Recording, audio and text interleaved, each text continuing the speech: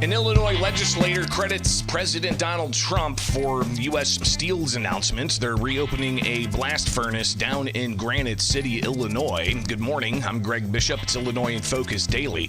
And last week, you had U.S. Steel, late Thursday, announce that they're going to be reopening a blast furnace. Let's hear what some local lawmakers have to say about that. Of course, if you go to the centersquare.com, you can sign up for the newsletter, get these headlines in your inbox. No paywall. All right, we're a free newswire service.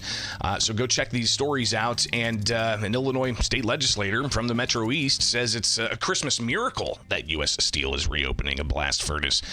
Representative Amy Elik, she's from R-Alton, Republican. She said that the impact is going to go beyond just the 400 good-paying jobs coming back to the area. So U.S. Steel announcing that, and we touched on this briefly Friday with the announcement that was made.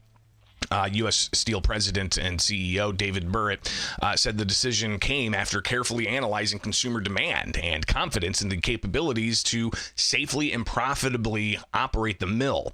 Governor J.B. Pritzker also saying that this is a big deal. But when I chatted with State Representative Amy Elik, she gave us her thoughts on just how big of a deal this is for her district, which is in the Metro East.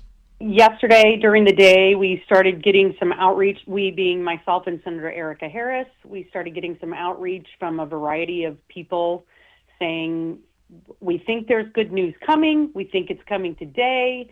We started digging through all of our contacts and talking to people to find out what they were hearing. And lo and behold, we found out that the blast furnace B would be restarted. And I'm just absolutely elated over it. We are overjoyed for the community.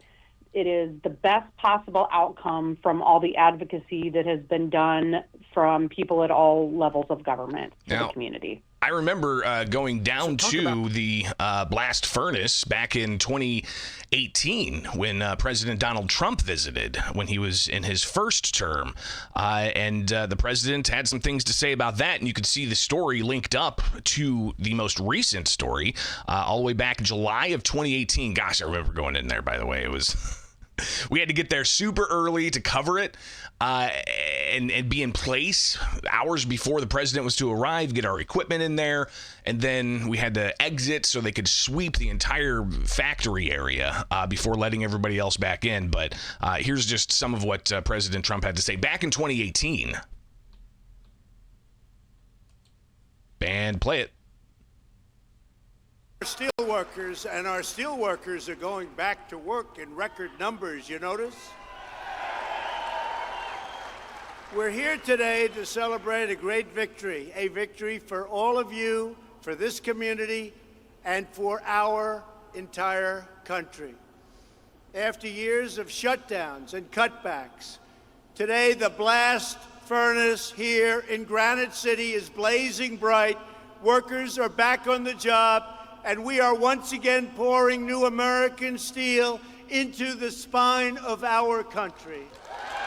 Again, this is from 2018 when the president then showed up to U.S. Steel down in the Metro East to talk about the reinvigorating of the steel industry in the United States. Again, 2018. Now in 2022, this was during the Biden administration, U.S. Steel announced it was shutting down its blast furnace. And then 2023, I believe it went offline. And that's a lot of jobs and a lot of economic impact. Amy Elik on Friday, when I talked with her, she said as a state representative, she knows how this impacts the Metro East. Well, sadly, the plant and the activities that happened there over the last few years, when the blast furnace B was originally idled a couple of years ago, I think it was in September of 2023, it felt like the plant was just on a collision course with closure. And back in September, we had the situation where U.S. Steel had said, we're not going to be shipping you any more steel slabs to be processed. That was still going on there since they closed the blast furnace and stopped making steel there. So they were still processing these slabs from other plants and other places. In September, then they came along and said, we're not sending you any.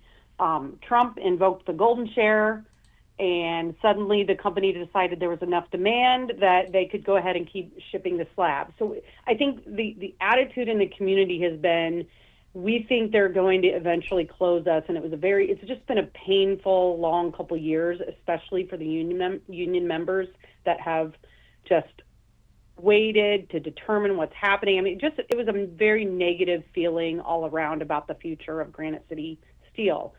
So what happens yesterday when they say that they're going to restart the blast furnace? They're actually going to be producing steel again in Granite City, and that is what we've all just been hoping and wishing for. But to say that it's a Christmas miracle is not to be too silly about it. We truly feel like it's a miracle that Granite City's been given new life, and I think the whole community just cannot wait to see the steel being produced there again. And it's not easy to restart a blast furnace, and I think that's what's important to know, is that this is not something that it's going to be up for 2 weeks and then closed again. It's going to take a couple months for things to get rolling again. And so I just feel that the company made that decision knowing this is going to give them more time to be producing steel there, and that means more jobs.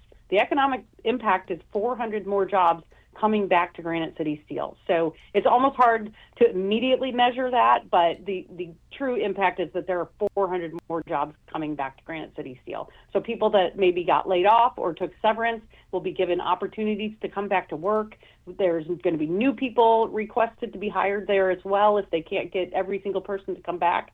Some of those people have moved on to other jobs or retired. So it's I just feel like it's a shot in the arm for the community of Granite City. So Elik, talking about the economic impacts, and of course 400 good paying jobs, but it goes beyond that as well when a major industrial operation gets fired back up. Yeah, when you think about like the bad news that comes when something is idled or closed, the effect is always measured also not directly, but those indirect dollars that are spent in the local gas stations and the local fast food, the local restaurants, the local grocery stores.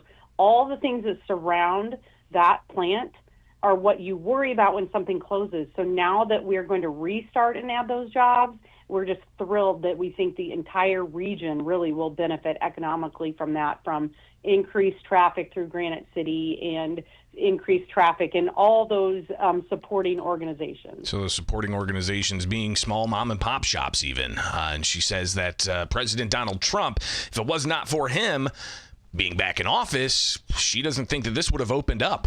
This would not have happened. If President Trump was not in office, this would not have happened. He has focused on bringing investment to the United States, and that deal that he made between Nippon Steel and U.S. Steel to get that sale through, and that golden share member that he insisted upon having so that the government can be represented in business decisions, is frankly the catalyst for what's going on here, in my opinion. This would not have happened under President Joe Biden and his administration in the past, or a President Kamala Harris had that happened. This is because of President Trump truly paying attention to the needs of local communities. And I will say, President Trump was here in 2018 at Granite City Steel, and we have asked him, remember those days and how impactful that was for the community at that time. I would love to see President Trump come back to Granite City. We would welcome him with open arms to make sure that he got to see the benefits to a community of what goes on when we invest in steel within the United States. And I'm thrilled that it's in Granite City, Illinois. Again, that's State Representative Amy Elik crediting President Donald Trump for that announcement from U.S. Steel and how that's going to impact the economy down in the Metro East area. It is Illinois in Focus Daily. I'm Greg Bishop. With us each and every weekday morning. You can join in the live chat, get the podcasts, get the segments, get the headlines. Go to thecentersquare.com.